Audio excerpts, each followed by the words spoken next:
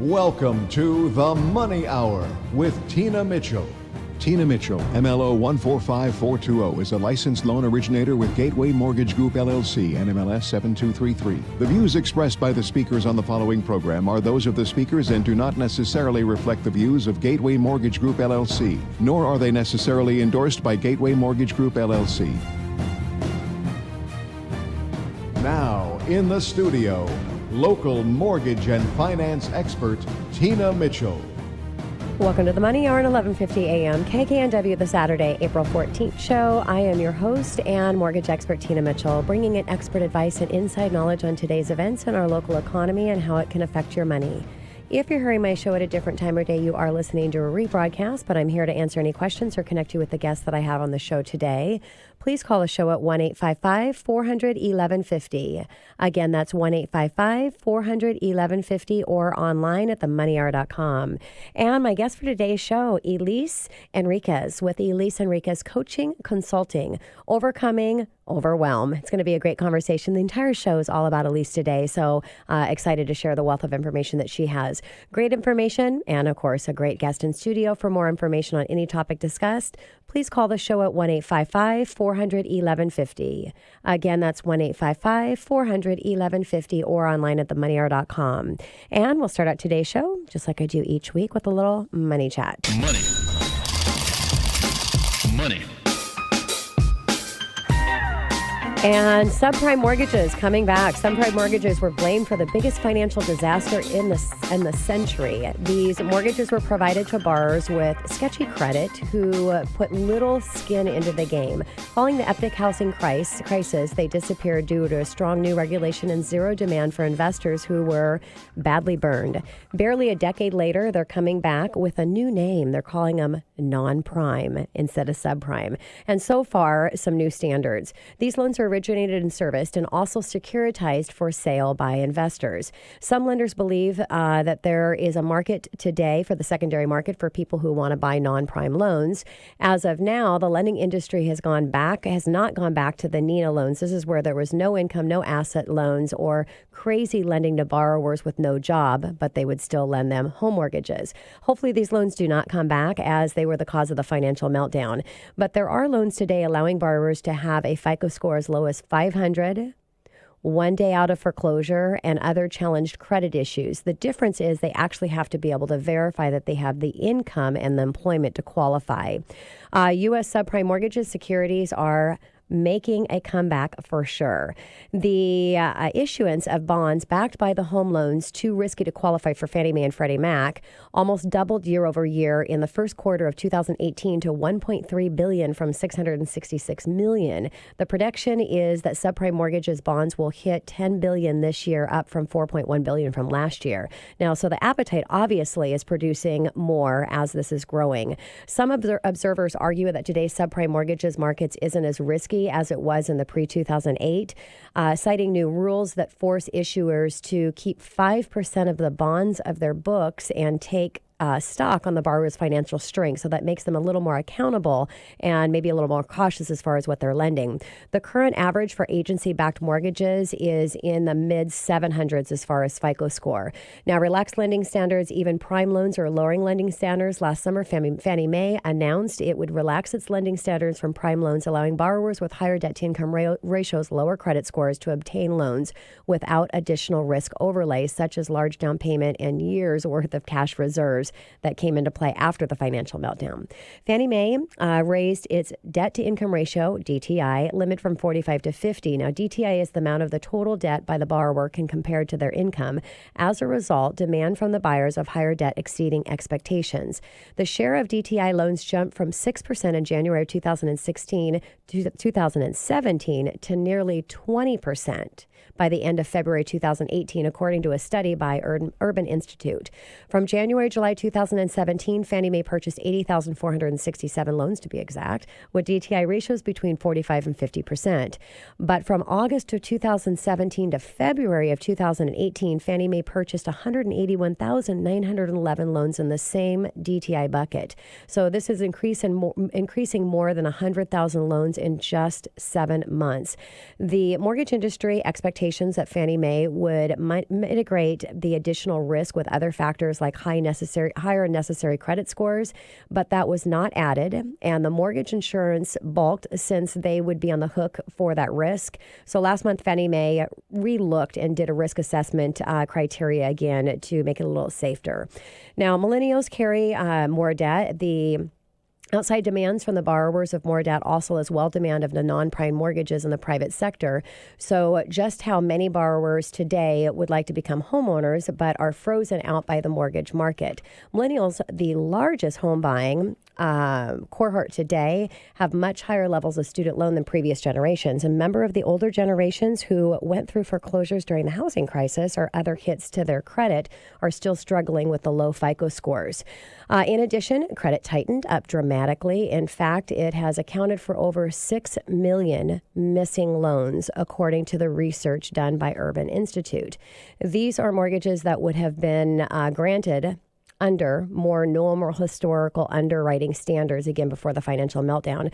The rebirth of the non-prime market is forced on these missing mortgages, and the hope is the industry will be able to focus on better standing underwriting and not take the risk of levels that they once did, levels that resulted in the financial market disaster. So it'll be interesting to see what happens with these non-prime, which is really the old subprime loans coming back. And I think we're going to be safe as long as they're not allowing clients that don't have jobs, or they're allowing clients that are coming in and not verifying where their income is. I think a stated income loan program is fine as long as you're working with like a self-employed buyer that has some challenges in how they're financing their tax returns. We can still keep our economy safe. So it'll be interesting to see how this all plays out for the mortgage industry. And coming up next on the Money Hour, Overcoming Overwhelm, Elise Enriquez with Elise Enriquez Coaching Consulting right here at 11:50 a.m. KKNW after this short break. Are you a business owner stuck on the hamster wheel of just keeping up with your daily demands of your business? Are you letting clients, friends, and family down because things are slipping through the cracks? Or maybe you're a business owner with a team that's having a hard time with leadership? Elise Enriquez Productivity Coaching helps solopreneurs and entrepreneurs just like you create simple systems for sustainable success. And they help small business owners get their team on track so that everyone can work together to help their customers and business grow. Elise Enriquez Productivity Coaching can help you create your bonus brain that will hold everything that needs to be remembered so that you can use your brain to solve problems and dream bigger. Elise is a certified life coach and Myers-Briggs type indicator facilitator that helps her clients achieve consistent year-over-year growth. And Elise takes a highly personalized and customized approach to helping her clients achieve their goals with less stress. This is Elise Enriquez with Elise Enriquez Productivity Coaching. To get more information on overcoming the overwhelm of entrepreneurship, you can call me at 206-909-2117 or reach me online at eliseenriquez.com. Again, that's 206-909-2117 or eliseenriquez.com. You're listening to The Money Hour with your host, Tina Mitchell, on Alternative Talk, AM 1150. Now, back to the show with local mortgage and finance expert, Tina Mitchell. Welcome back to the Money Hour with your host and mortgage expert, Tina Mitchell, right here at 1150 AM KKNW, the Saturday, April 14th show. It is a great day to talk money, and that's what the show is all about, how to make money, save money, and build a better quality of life for you and your family. If you're hearing my show at a different time or day, you are listening to a rebroadcast, but you can talk with the guests that I have on the show today by calling 1-855-400-1150 or going online at themoneyhour.com. In studio right now and for the entire day, so you definitely will want to stay in tune for the rest of the hour. I have Elise Enriquez with Elise Enriquez Coaching and Consulting. And my conversation with Elisa today is about overcoming overwhelm.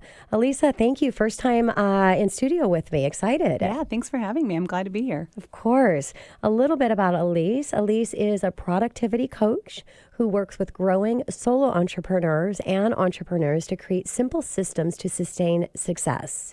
She takes a highly personalized approach to helping business owners overcome overwhelm of life and business. And I'm sure some of my listeners, you might be listening, you've definitely been there.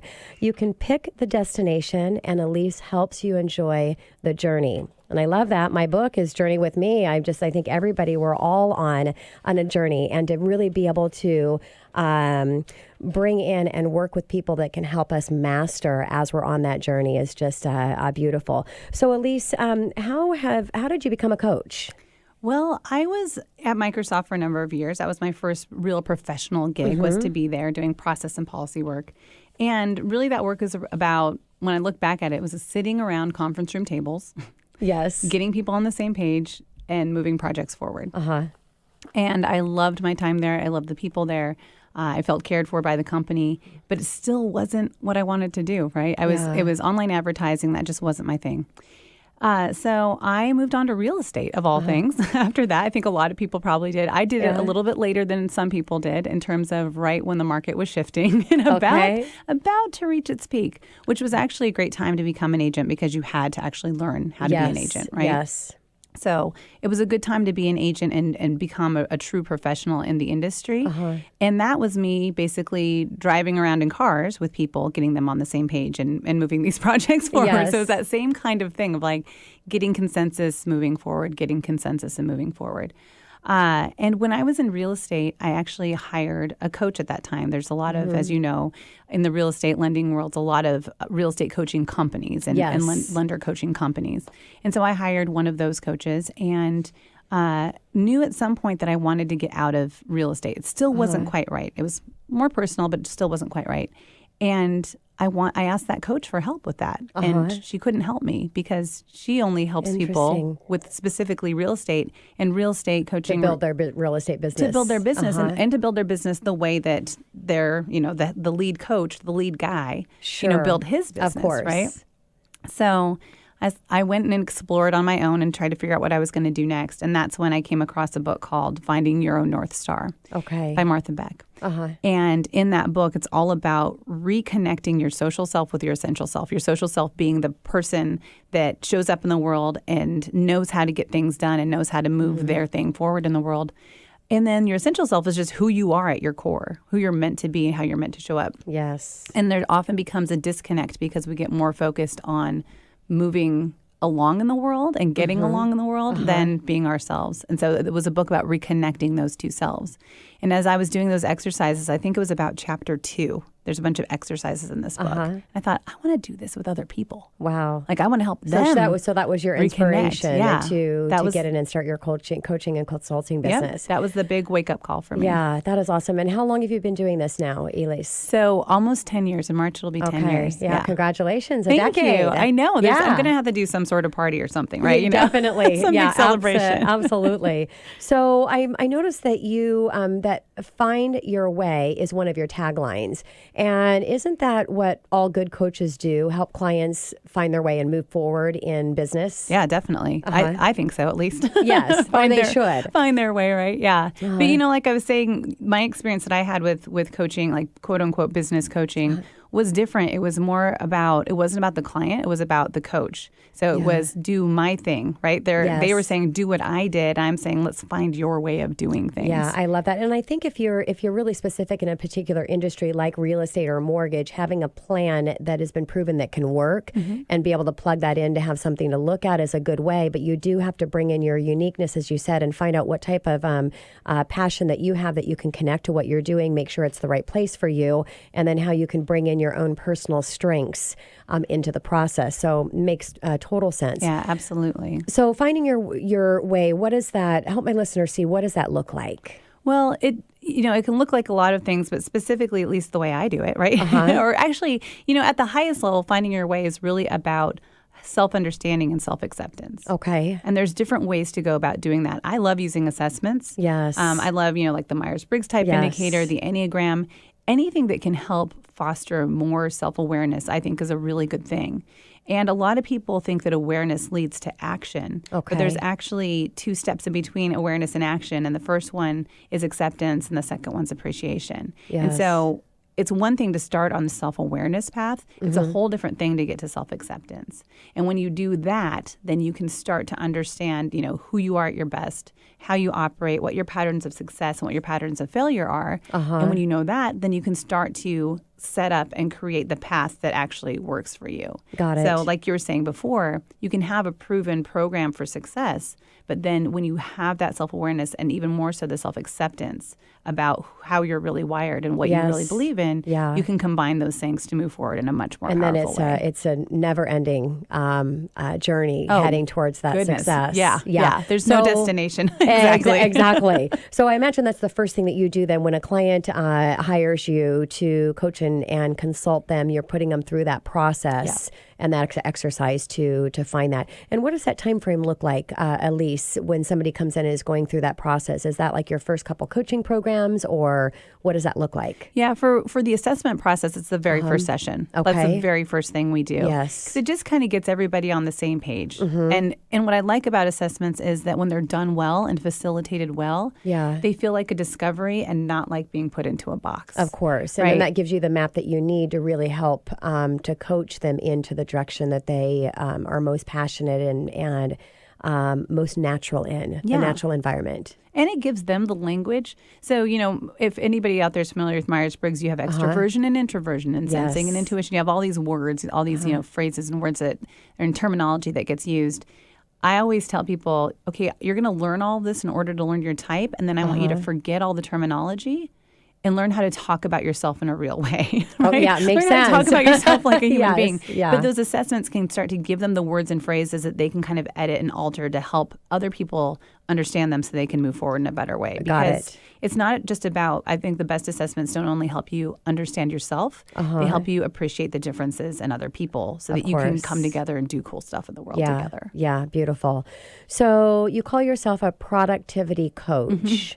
Explain exactly what that is. Yeah. So it's interesting because in the realm of sales, productivity is often about production. Like how much production did you do this month? Yes. Right? Yes. Right? And for other people, productivity in general they can start to think of getting a lot of stuff done. Yes. Organization. Organization, getting as much done as humanly possible. And really, productivity is about moving forward the things that you want to actually move forward, moving forward the things that matter most to you. And that's what productivity is about. Yeah. And so it's figuring out how to help people like flip that switch from let me just hustle and get as much done as possible and stepping back and saying, how can I look at what the priorities are, what I really want to move forward, and how can I move those things forward? Yeah, and that it's so important because once you can help support somebody in creating that space for themselves. I always talk about releasing the emotional stress that you have attached to, because it's that emotional stress that is attached to a particular thing that blocks you from your creativity and really being able to get to the level of success that you want to. So it's why it's so important to have somebody that can support you through that process and to help you create that space. So has productivity always been your focus? No. I mean, like I said at the beginning, I was trying to figure out what I wanted to be when I grew up, right? Yes. Going from Microsoft to real estate to what I do now. And so at the beginning, you learn, when you become certified as a coach, you learn to kind of coach what you know. And what I knew was career transition. So I started there. But in trying to grow my business, I started attending networking groups. So I was surrounded by entrepreneurs all the time. And I was like, I love these guys. Yes, They're so much fun. Because in the corporate space, when you are already really enmeshed there and you've got these great benefits, you've got the golden handcuffs, right? Making those transitions is hard. And even in accomplishing growth within those organizations requires a lot of permission from upper level management and things like that, or just the realities of how something is structured.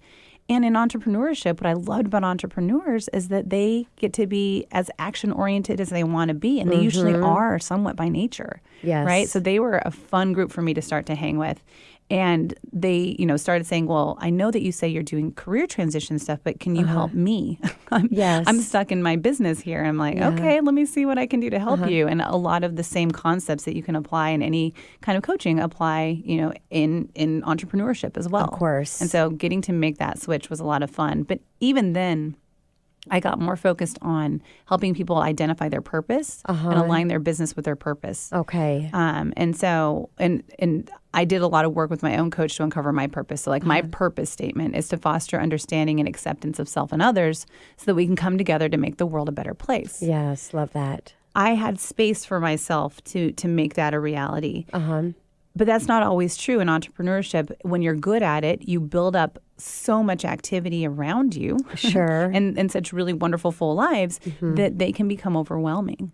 And so what I realized is people couldn't get to living out their purpose and having their businesses and lives be more purposeful because they were just overwhelmed by day-to-day life. Yes. And so I needed to help them at the ground level and get more clear at the ground level so they could free up space to operate in a different way. You have to be able to peel off those layers in order to open up that space. So do you do mainly one-on-one coaching, or do you I know you do a lot of speaking, because that's where I went to one of our networking groups and saw you on stage and thought, I got to get her in studio. Oh, thanks. And so do you do your one-on-one coaching? Do you have group coaching as well, or what options do you have there? I mostly just do one-on-one coaching or team coaching. Got it. So I work with either a solopreneur who is getting ready to bring somebody on to their team and they got to get things figured out, or I'm working with an entrepreneur and their team so they can get on the same page about what they're doing and get moving forward. Got it. Okay, so last question before I take us to a break. Sure. Starting from the ground level, can you? Well, actually, you know what? I want to hold that one because that's probably going to be a little bit longer. And so you've talked a little bit about how you've got into your coaching industry, and really, I think it's important for that you've gone through that journey yourself, that you've been there, that you can help walk people through that process. So, what do you think that it is, Elise, in where you can really help people think about their purpose and get them to that level before those layers have been peeled off? So how do we get them to purpose? How do you get them to even be able to think about what that, what their purpose is? Because that's a big, it's like trying to get somebody to say what their why is. I mean, it's hard. It is hard. And so at the very first thing you have to do is peel some of those layers in terms of like getting them to a calm, quiet space. Okay. And sometimes they can do that in their busy businesses and sometimes they can't. So for some people, we can jump into purpose work right away. Okay. And that work just involves looking at their past, looking at their patterns of success, looking at their patterns of struggle. And when they tell me enough stories, it's really just a storytelling session. They tell me enough stories, I start to hear the words and the patterns that bring them to life, that get them lit up and bring the emotion for them that matters. And that's where purpose lives, is in that realm of emotion. It doesn't live where our brains have words. And so we have to figure out how to surface the emotion. And when you tell stories around that emotion, you start to get words that can get close enough to that feeling. Yeah. Which then helps you form a purpose statement. That is so beautiful. Yeah. Well, coming back, I'm going to stay right here with Elise. So coming back from our break, Overcoming and Overwhelm, Elise Enriquez with Elise Enriquez Coaching Consulting right here on 1150 AM KKNW after the short break. You don't need to get a second job as a stuntman to save money. We need a new stuntman! You just need feedthepig.org. Don't get left behind. Get tips and tools at feedthepig.org. Brought to you by the American Institute of CPAs and the Ad Council. You're listening to The Money Hour with your host, Tina Mitchell, on Alternative Talk, AM 1150. Now, back to the show with local mortgage and finance expert, Tina Mitchell. Welcome back to The Money Hour with your host and mortgage expert, Tina Mitchell, right here on 1150 AM KKNW, the Saturday, April 14th show. I'm here to help you build a strong financial blueprint, 1 week and one show at a time. If you're hearing my show at a different time or day, you are listening to a rebroadcast, but to talk with myself or the guests that I have in studio today, please call the show at 1-855-400-1150. Again, that's 1-855-400-1150 or online at themoneyhour.com. In studio right now and for the remainder of the show, I have Elise Enriquez with Elise Enriquez Coaching and Consulting, Overcoming Overwhelm. And we've been talking about Lisa's coaching practice and how she really helps her clients starting out by finding their purpose, what's important to them, where they can really give back in this world, and then bring that into what type of business they should be doing. And Elise, before I took us to commercial break, we were talking about the ground level and really starting from the ground level and being able to build up. So can you share a little bit about what that looks like? Sure. You mentioned purpose just now, and purpose I see as the horizon level. It's where we're going to go. And like we were talking about earlier, there's not an end destination, right? It's the direction that we're always heading. Yes. And so there can be a lot of overwhelm in business ownership and entrepreneurship and just life in general. Anybody running a household knows that there's overwhelm that happens. And that is the ground level. That's happening at the day-to-day level. It's not happening at the highest level. It's happening day to day, minute to minute, hour to hour. And so when you're starting at the ground level, it's looking at what is causing the most stress for you. Where is the overwhelm coming from? How can we pause and how can we look at something specifically that's keeping you up at night, right? Yes, yes. And how can we figure out how you want that to really look and how to actually get it there using the simplest systems possible. Okay. And I always say too, I mean, that purpose and that vision, that is the highest level. And then bringing it back to the ground level and taking one day at a time. So does that look completely different for each one of your clients? Because you're really dialing in and finding out, okay, where's your biggest challenge right now? Let's go ahead and tackle that, get that completed. I mean, I would imagine the challenges that people have, they're the same challenges all, in all different areas, but it's what's providing them the most pain at that time. Would that be an accurate assumption? Yeah, absolutely. I think you have common categories of problems and struggle and stress, but the specifics of them are unique and different. Yes. And so you can't you might be able to take overall models and ideas and explain those to people. The application of those models, ideas need to be very individualized, very unique, and very specific. Okay. And that's why I love doing the one-on-one work that I get to do. Yes, yeah. And I love the ground level. It's kind of the same thing. And really it's working in the small and rejoicing in the small things at a time, those small successes, and being able to take one day at a time. Because I always talk about you can't leap a flight of stairs. You have to take one stair at a time, and then you'll make it to the top of the stairs. And crash diets don't work for a reason because they're not sustainable. So you really need to build that foundation in order to, even if you naturally get, or if you overnight get to a success, you're not going to be able to sustain it. And, we've seen that many times in working with business professionals. They've had that quick thing and then weren't able to sustain it because they didn't have that foundation to support that level of success. So, so important what you're doing, Elise. So let's talk about systems, because I know obviously you're a systems gal, and I'm kind of a systems gal myself as well. So we're kind of bonded. kindred spirits. Yes, I love your message because it connects so closely to what's important to me. So, why do systems matter? Systems matter because anxiety comes from not knowing what's not getting done. The anxiety doesn't come from because there's worry. Worry is there's a very specific thing that I could worry last night about completely screwing up here today on the radio. Yes. That's something I could have worried about, right? But anxiety comes from not knowing what is not getting done. Yep. Not knowing which balls are being dropped, not knowing what's slipping through the cracks, not knowing, which client didn't get called back, or, which email is in my inbox that is worth looking at or not looking at. And like I said, good entrepreneurs, they create and generate a lot of activity and that swirl of success all around them. But it does become a little bit of a tornado. And if they step in any direction, they just get caught up in it. And in the eye of that storm is the calm. And the more systems you create, the bigger the eye gets to be. And the swirl continues to happen. But with the systems, you know what's in that swirl. And you can choose to act instead of kind of getting caught up all the time.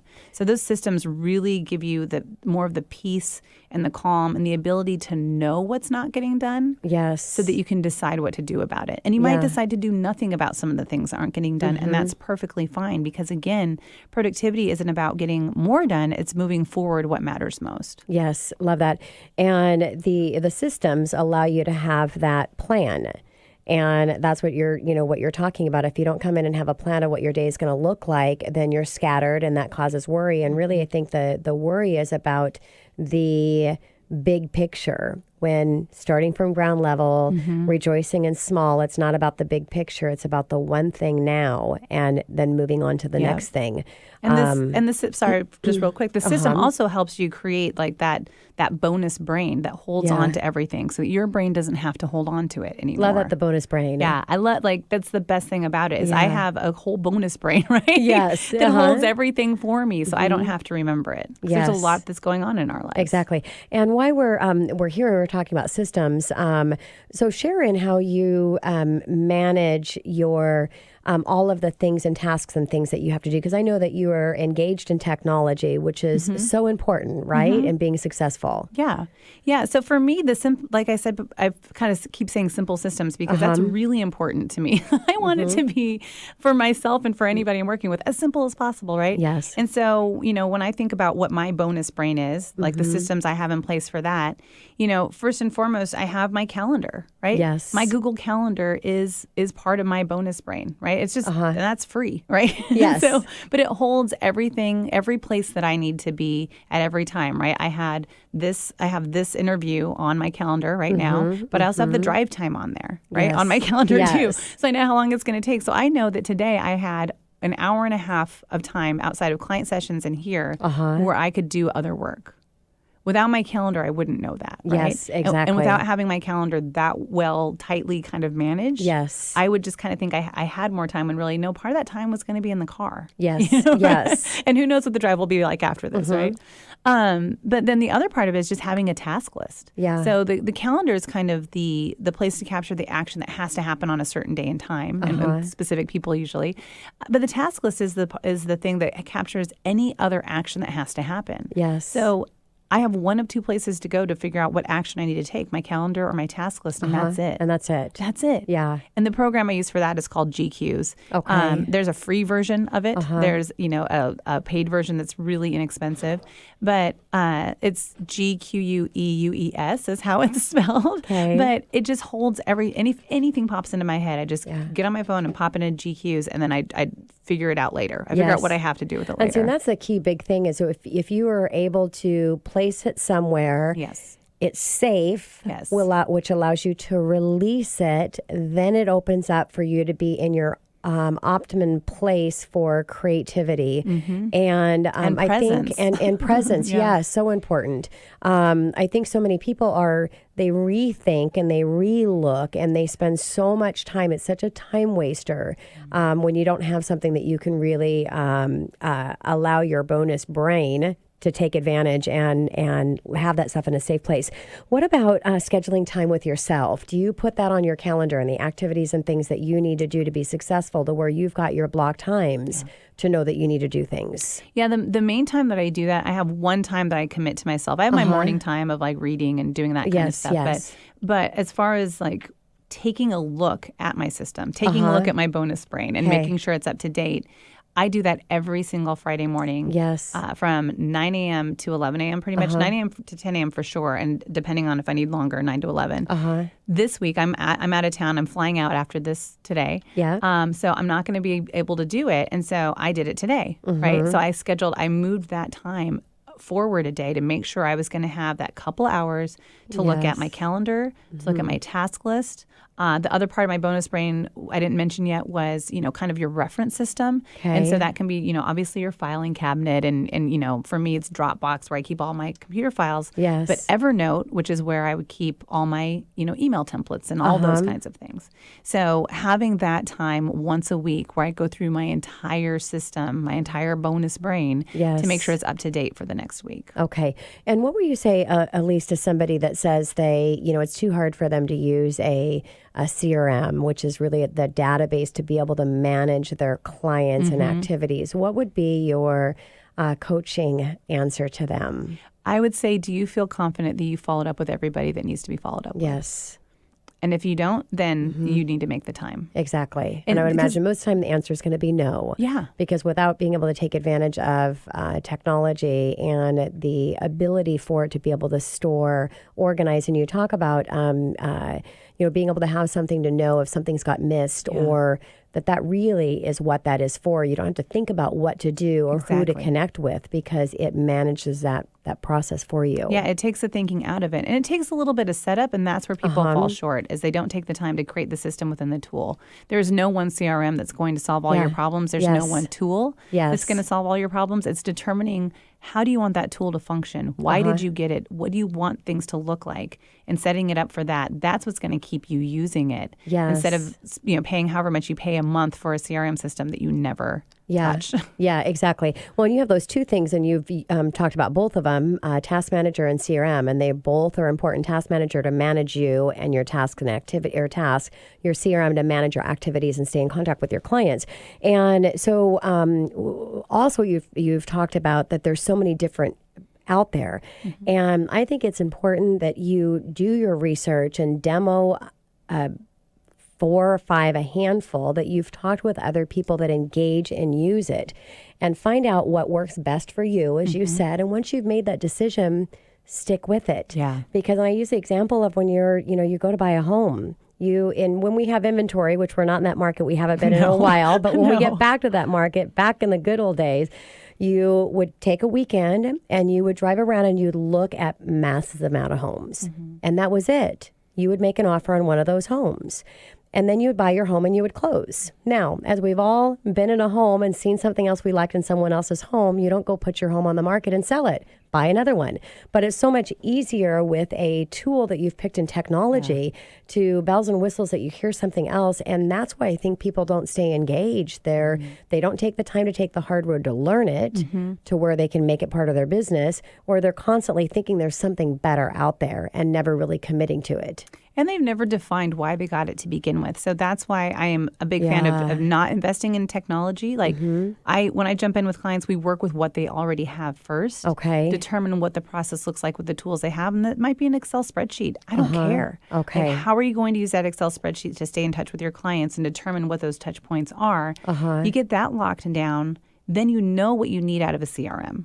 Yes. Right. So if you can get systems in place with what might be considered the subpar tools ahead of time, it allows you to invest. And when you are investigating 4 or 5 CRMs, to be able to say which one is really going to be the best one based on this system I already developed with my basic Excel spreadsheet. Yeah, great. So it sounds like you really take that tailored approach, again, with your clients.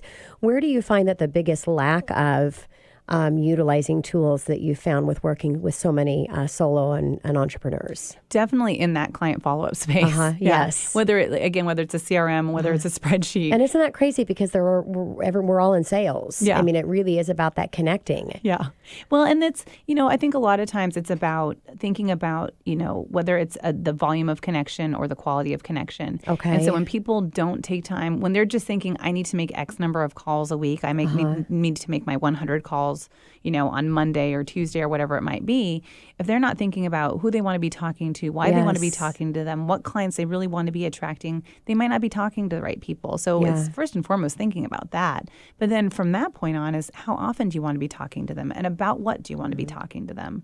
I have clients who don't make very many calls, but the calls that they make are the ones they're excited about because they put on a lot of events instead. Yes. And so they're inviting people to events and they're inviting people into education because that's what they care about. Exactly. And so there's fewer calls, but they're higher quality. Yes. And you just said, I mean, it's not the shotgun approach. It's really a strategic approach, strategizing on who you want to get connected with, having a plan of how you're going to touch them. So it's basically a system and a process that you are running through. And again, it's finding out it's important and unique to them that they're passionate about doing. And if they're not doing it, go ahead and start with somebody else's plan, right? Go ahead and do whatever the guru in your industry says to do. Give it a shot and then make tweaks. But not doing it is not going to help you. You cannot get information. You can't make those tweaks unless you actually try it. Yeah. And I think it's going back again to rejoicing in the small. If, just thinking, well, what's this one phone call going to make? Well, it's not about that one phone call. It's about the one phone call now, the one phone call after that, and the compound effect that's going to have. The alternative is you're not making any and you're never going to get your business to that next level. Exactly. Yeah. So staying here with Elise, coming up next on the Money Hour, Overcoming Overwhelm, Elise Enriquez with Elise Enriquez Coaching and Consulting right here at 1150 a.m. KKNW after this short break.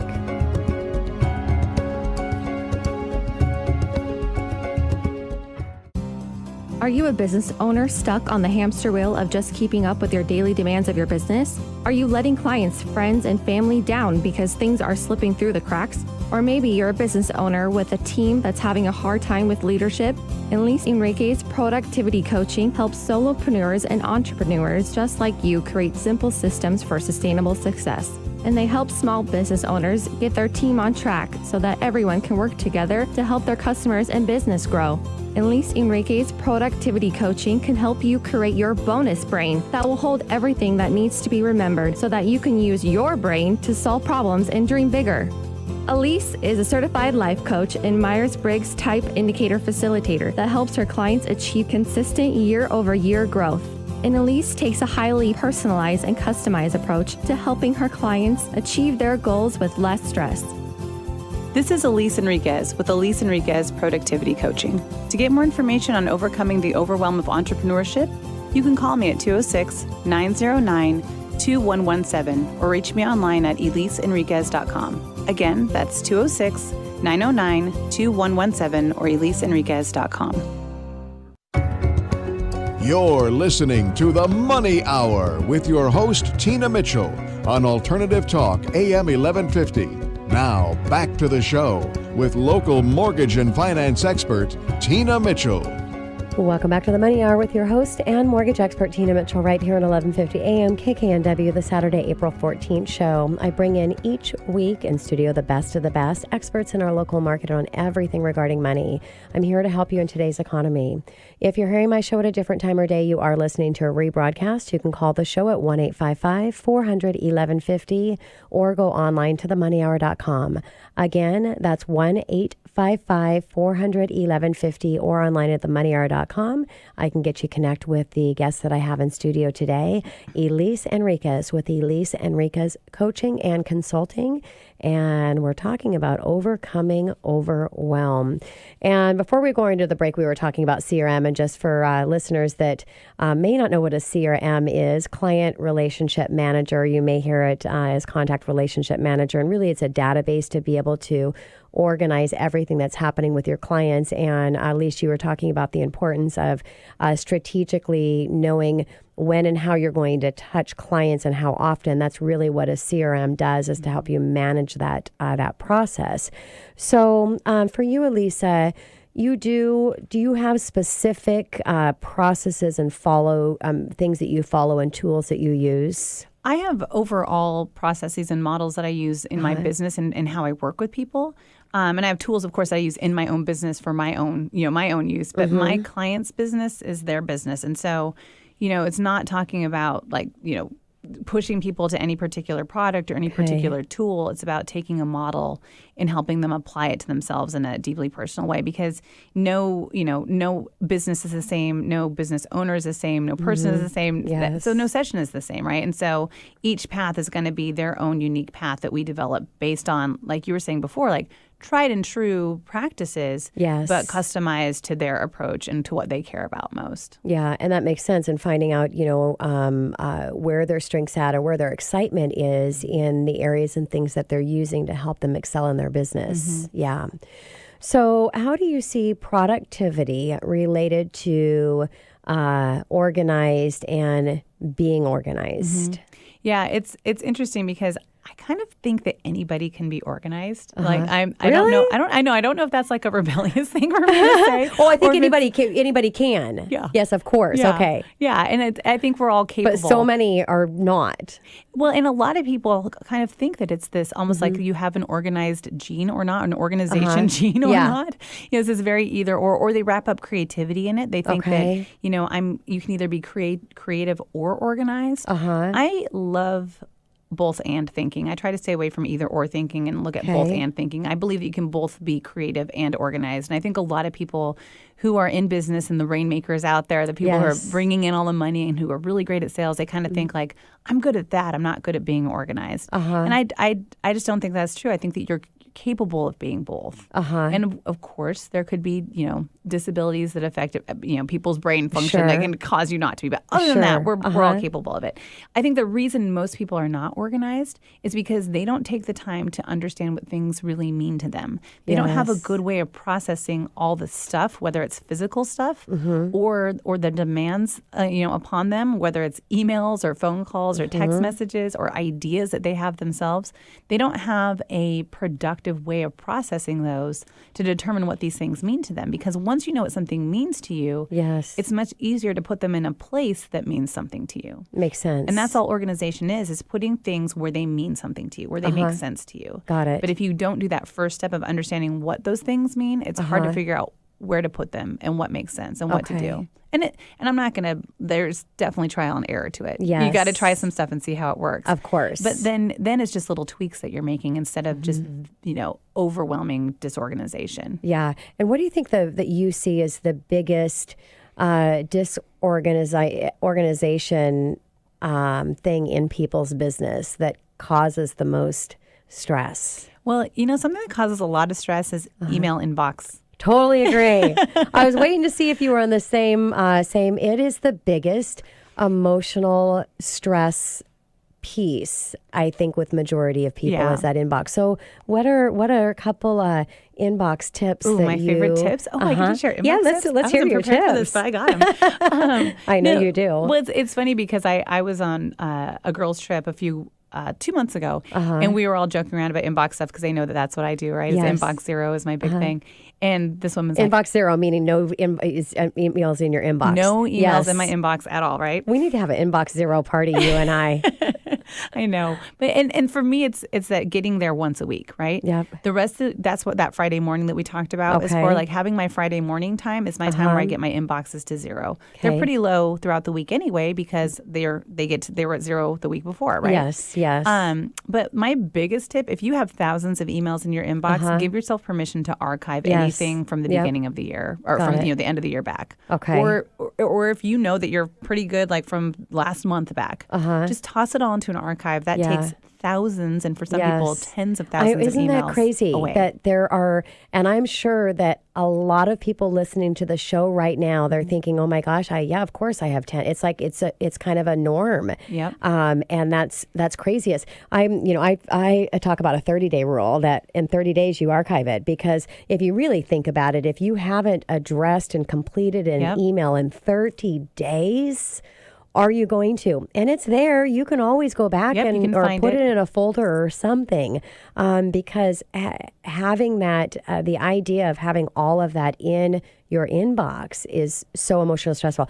We'll come back to this if we have time on some of your other tips. I'm happy to. So how do you see, your clients, do your clients ever want to talk about personal stuff? I imagine that you really get I know because I know how you run your business, but you really are getting into everything with them, yes? Yeah, everything. Yes. We get into everything. Yeah, and it's so you really are a counselor as well. Yeah, right? Yes. Yeah, in fourth grade, that was the first time I got called a therapist. It was, one of my friends in fourth grade said that I was her therapist. Yeah, love it. Oh my gosh, how cute. Yeah, but there are definitely more qualified people that are therapists, not me, right? Yeah. So I'm a coach, not a therapist.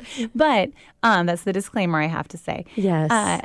But it's really interesting. I definitely have clients when they first start with me, the very first time they kind of have a personal thing they just feels weighing on them. Yeah. They kind of sheepishly say like, hey, is it okay if we talk about this? And I'm like, yeah, we talk about whatever we need to work on. Like whatever needs work, we work on. Yeah. Because as we figure that out, it's going to create room and space and definitely learning for them in their business as well. So, I think especially in entrepreneurship, like when you have your own business and you're able to, create your own schedule, like life and work start to blend together a lot sometimes. Yeah. And so if you are stuck on something in your personal space, I think it's really important to get unstuck so that you can free up your time and energy for your business and to move that forward. And I learned that as early as my Microsoft days, back in the early 2000s. One of the first things that you learned as a manager is if somebody was underperforming, you ask them, is there anything going on that I need to know about that is affecting your ability to perform your job? Yes. So rather than just jumping on them and getting frustrated with them, you want to understand them. Sure. And then that allowed us to then point them to HR and get the resources they might need and the support they might need that's out of our purview as managers in a business, right? It's the same thing for yourself as a business owner. If you're not achieving in some area, it's good to stop and ask yourself, is there something that's going on? What kind of block? Yeah. That I need to address. And unfortunately, we don't have HR departments that can point us to everything necessarily, but it allows us to see what's going on. So that way, I might still point them to a therapist or to, an accountant or, to some other sort of professional, but I at least am going to give them the safe space to say what's really going on so that they can do something about it and get unstuck. Yeah. And I mentioned in that first review of what's happening, it really is an opportunity to be able to open it all up and then coach around that. Yeah. Yeah. So you yourself, Elise, do you have a coach? Oh, yes. Yes. I have a coach and a therapist. I have both. You're covered. I am covered. I think it's good to have both, when you need it. I'm always going to have a therapist. I decided it's just good to have those tune-ups. But I've had coaches. I've definitely hired coaches for specific expertise at different times in my life and business. And so I've had anyone, anywhere from hiring originally when I first started my coaching practice, master coaches that were mentoring me to marketing coaches, to profitability coaches, to my purpose coach that I worked with for so long, who I love dearly. And right now, the coach that I'm working with we're more focused specifically on messaging. But all of those coaches had the ability to flex outside of their narrow realm of expertise to support me in any way that I showed up. Love that. So my profitability coach was with me through my divorce, right? Like that takes a very special coach Yes. to get somebody, through divorce and increase their profits in their business. Yeah. Like she is forever, she's forever my hero. Love it. And being able to have somebody from the outside see in is so important. And I always say, watch what mistakes other people are making, because sometimes it's harder for us to be able to be looking at the mistakes that we're making. But when you go and you look and see what else somebody is making, and then you take it back to you and say, well, am I doing that at the highest level? It's like, well, maybe not. I need some improvement there. Yeah. I got to ask you, the key that you're wearing on your chain, what is that for? It is, I don't know if anybody's heard of the Giving Key. Okay. Giving Key is a website where you can go and order these special, and you can get different words stamped on them. And so mine says every day. And so what is it you've been saying, and you've been talking about Live your dream now? No, your little, embrace the small moment. Rejoice in your small successes. Rejoice in your small successes. Yes. So when you're saying that, it's like, oh, this is my key. I'm wearing it on the right day. So mine says every day. Okay. And that was my word for 2016. My word for the year was my phrase for the year was every day matters. And what that was about was realizing that you can have these big moments in life. Yes. But it's the everyday stuff that matters in terms of like the day-to-day connection with people, but also the day-to-day activities. It's the things that I do every day that are going to move me to where I want to go. It's the everyday way that I treat my partner that is going to bring me the relationship that I want to have. Exactly. And so my everyday key, even though it was my word for 2016, it's still my reminder. I love that. And I say every second of the day. Yes. Every second, and what you decide to do in that second is going to matter for the second after that. And it compounds into the life that you're going to live. While all the finding your way stuff is important, at the end of the day, isn't business just a numbers game? Yeah, to some extent, right? And we kind of talked about it already. It's like you have to make contact, right? If you're growing a business, you have to make contact. You have to talk to people. You have to stay in touch with people. It's just going to be a matter of, quantity and quality. And I'm a big fan of quality. Versus quantity. Yeah, versus quantity. And quantity is important. Certain quantities are important, but quantity... As long as it's strategic. Yes. And quantity only in and of itself, gets in the way. Because when you focus just on the quantity, you get into that kind of the hustle mode, which is appropriate sometimes and for limited bursts of time. And you get into that kind of mentality of like, oh, you got to get your nose to the grindstone. Yes. I don't want to build a life where my nose has to be to the grindstone at all times. I want to build a life where I have room to be with my people and I have presence when I'm with my clients and I have the ability to go into a weekend and feel like I'm going on vacation for the weekend instead of feeling like I'm going to just stress and worry all weekend, right? Yeah. And so for me, it's a matter of, yes, you got to hit those numbers. Yes, you have to make contact, but how can you do it in a way that actually feels right to you? And now can you have the systems set up to support you so that you don't have to think about all that? So that way, as entrepreneurs, you're going to pick the destination. You know what your goal is because that puts food on the table, right? That determines whether or not, kids go to college and you are going to fly the family across the country for a dear family member's wedding, right? Yes. But that part's not hard. Setting the destination isn't hard. It's enjoying the journey along the way, and that's what I help people do is enjoy the journey. Yeah, and depending on, you have people that really just like to dial for dollars because that's their strength, and they are, like you have in the real estate space, you have your Mike Ferry and you have your Brian Buffini. Yep. Totally two different. Mike Ferry is make sure they have the checkbook ready and sign, and that is the hardcore. The Brian Buffini is the building the relationships, and I call it an opportunity game. And the opportunity game is where you do have to have the numbers in there, but it's so that you've got a chance to build those opportunities, and then you're building that relationship. So love that. We have a minute left, so I know you have much more than one tip for email, but share with my listeners as we wrap up our time, since it's the biggest time waster and emotional stress is one email tip. So one more email tip. Okay, my biggest one, I just have to say, is unsubscribe.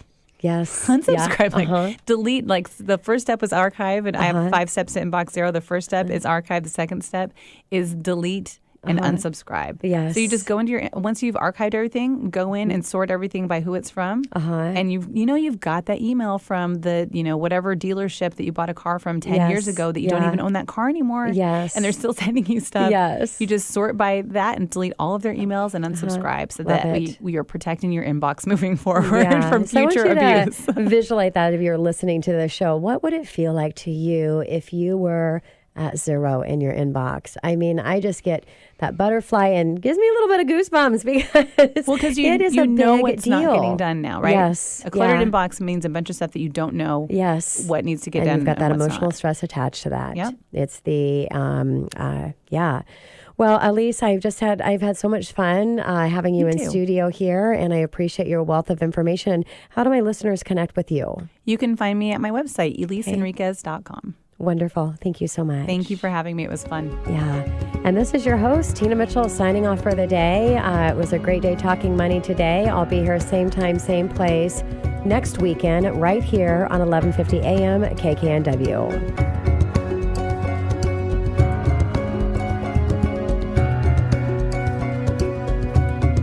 Tina Mitchell, MLO 145420, is a licensed loan originator with Gateway Mortgage Group, LLC, NMLS 7233. The views expressed by the speakers on the preceding program are those of the speakers and do not necessarily reflect the views of Gateway Mortgage Group, LLC, nor are they necessarily endorsed by Gateway Mortgage Group.